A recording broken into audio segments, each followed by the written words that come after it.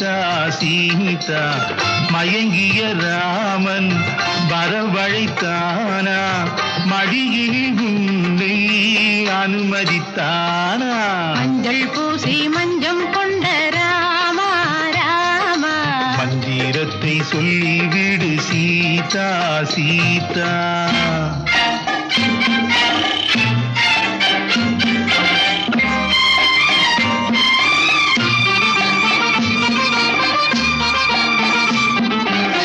தசரதன் மகன் நான் ஜனகனின் மகள் நீ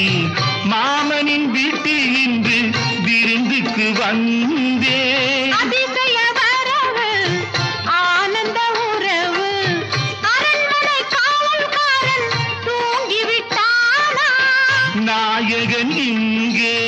காவலன் அங்கே நல்ல நேரம் பூஜை செய்ய மஞ்சள் பூ